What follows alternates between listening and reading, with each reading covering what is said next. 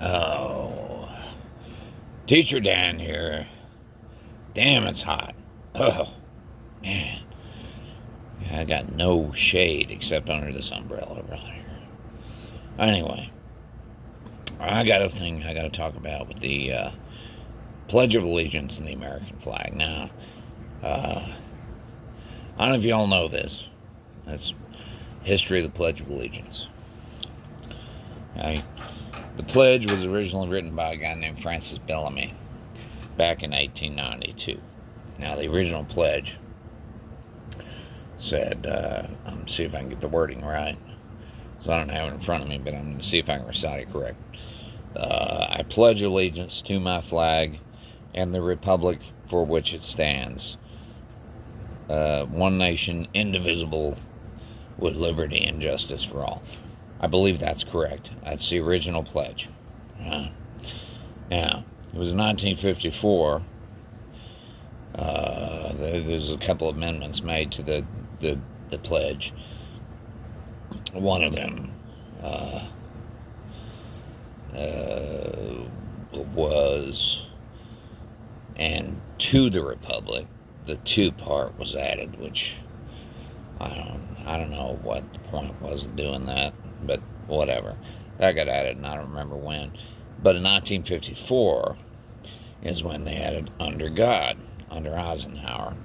Now, this is following up Truman. This is during the Cold War. So, they added under God. And under Eisenhower's administration. That was at the behest of a few people. One guy introduced a bill, I don't remember his name.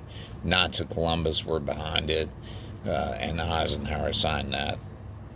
And now we have this Pledge of Allegiance, which goes, I pledge allegiance to the flag of the United States of America. The United States of America was never originally in the pledge, by the way. It simply said, I pledge allegiance to my flag. It wasn't the flag of the United States of America. I pledge allegiance to my flag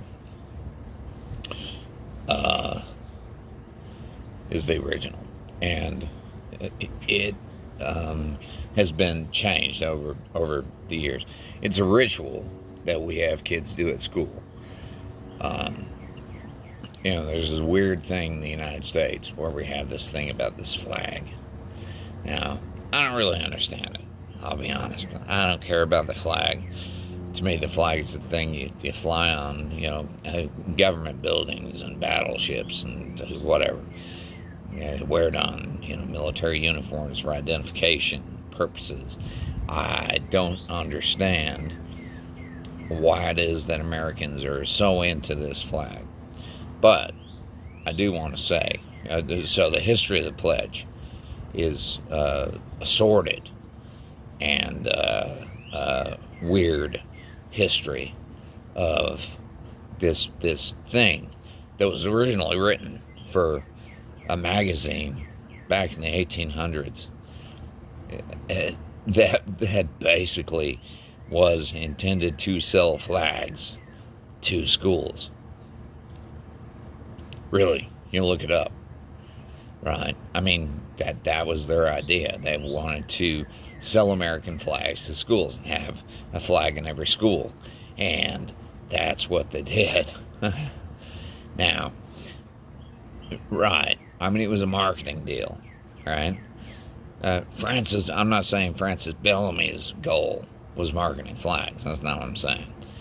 What I'm saying is the goal of this publication was to market flags and increase patriotism among students. Now, let's talk about patriotism. What does that word mean?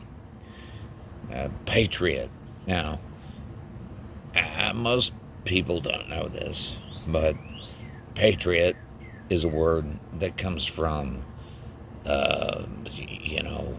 patriarchy. It's the same root, right? Patriot means you support the patriarchy, the fatherland. That's what it means. Now, there's something inherently, what's wrong with that? There's something inherently misogynistic about that. And anyway, that's neither here nor there. I mean, but patriot is not a good thing, right? The idea was to instill patriotism in kids and sell flags, and that was the plan. So Bellamy wrote this thing. Now with it, he had a very specific kind of salute that you do to the flag. It's the right arm outstretched, palm up toward the flag. This is going back to the 1800s, late 1800s. It's the same as the Nazi salute. Now, when you read about it, you'll read that when the Nazis adopted a salute that was similar to the Bellamy salute, that then that's like in the 1940s, I guess. I'm not sure. I have to look. But round about the 1940s, that's when we switched to that hand over heart salute for the pledge, right? Here's the thing about it, though. And I've never seen it treated quite the way I think it should be treated, which is the Nazis adopted the Bellamy salute, okay? It's always referenced back to, it's some Roman salute or whatever. I don't agree. Because the Nazis adopted all manner of fascist things from the United States. Like going back to the 30s, there was a vibrant, 20s and 30s, a vibrant Nazi movement in the United States. Huge assemblies of people, right? Showing up in New York City, right? To, be part of that Nazi thing. Thousands of people. So, do I think that the Nazis sort of came up with their own salute and it was similar to the Bellamy salute? And therefore, the United States went, yeah, we're not going to do that anymore. We're going to do this hand over heart thing. And no. The Nazis adopted the Bellamy salute from the United States, just like they adopted fascism from the KKK, going back to the 19th century. The KKK is the blueprint for fascism. It's the original fascist movement. And the original genocide is of Native Americans. And the Nazis took a blueprint from America for how to wipe out the Jews. There's no question about that. I mean, historically, it's obvious that they looked to the United States for how to do a genocide. And they look to us for how to do fascism. And so, do I think that the Bellamy salute, the Nazis adopting a salute that looks exactly like the Bellamy salute? When you read about it, it's like, well, it looked really similar to the Bellamy salute, so we did the hand over heart. No. It's exactly the same salute. The Nazis adopted that, right? And that's the famous, Heil Hitler salute, that right arm outstretched, palm up, that it originated with Francis Bellamy back in the late 1800s. There's no question about it. And the Nazis saw that and thought, hey, yeah, that looks good. Let's use that, right? And then, at that point, we couldn't use that anymore. Because why? Because the Nazis had co-opted it. They had taken it and used it for their own thing. Now, I want to get into flag code a little bit. This is going to be a bit longer, this one. So, flag code. All right. So where I live in Colorado, I'm sure it's the same all over the country. I mean, I know it is. Guys fly American flags off the back of their pickup trucks. They do it. Rain or shine, winter or summer, doesn't matter. Storms, in the snow. And they fly these big American flags till they're in tatters, all the stripes have come apart and they're like ribbons. Now, when your flag, here's what flag code says.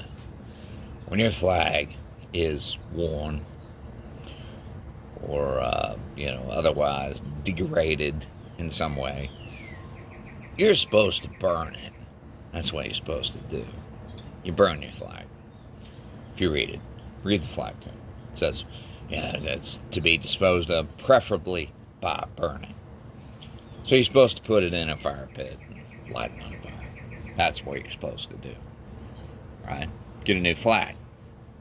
Because it's not to be flown in that condition. Right? All these people were so into the American flag. Right? They violate flag code all the time by flying their flag in degraded condition.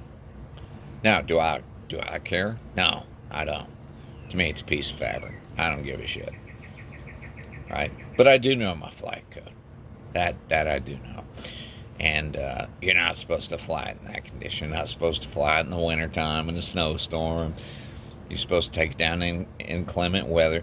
I forget the exact phrasing of it, but it is supposed to be able to unfurl and fly free or something like that, right, in the wind, right? So it shouldn't be all wet. It shouldn't be all covered in snow and mud, and it shouldn't be torn up in bits. The stripes shouldn't be all in tatters.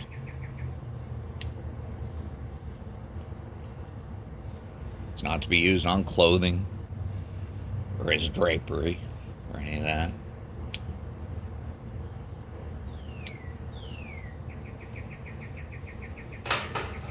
So I do have a little vignette about a student who came into my classroom one day, brought a big American flag. Right? This thing is like, 5 by whatever, 3 or something. He draped it over his, I have tables in my classroom, not regular classroom desk. Draped it over his table like a tablecloth. Set his Trump hat on the corner of it. Set all his shit, that he brought to class on top of the flag. And after about 10 minutes, I kind of pulled him in the hallway and said, "Hey,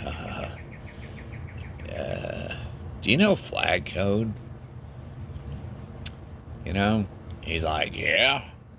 And I was like, "Well, you do realize that using your flag as a tablecloth is a violation of flag code, right?" Because the flag is not to be used as a drapery, which would include, tablecloths. And it's not to be printed on clothing. It's not to be printed on napkins and paper plates and all the shit that people make for 4th of July and eat their apple pie off of and their fried chicken and whatever. It's not to be made for that. Not to be used for that. So what we have is now, do I care about flag code? No, I don't. I just happen to know it, like lots of things. I happen to know flag code. It's like I don't agree with everything in the Constitution, but I know it. And flag code, of course, isn't in the Constitution. It's a U.S. code. It's pretty much unenforceable. I mean, there's nothing you can do about it.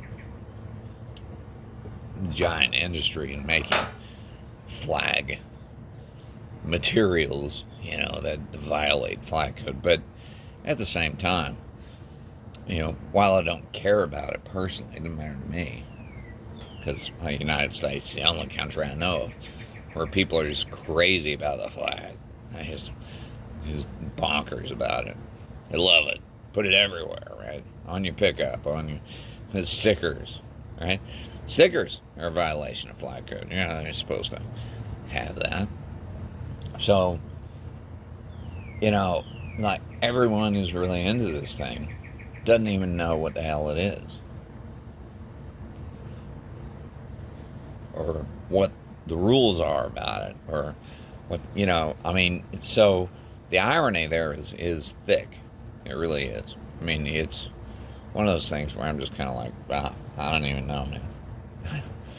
Like, I don't care about it. I don't care about your flag. I don't care what you do with it. Really, I mean, it doesn't matter to me.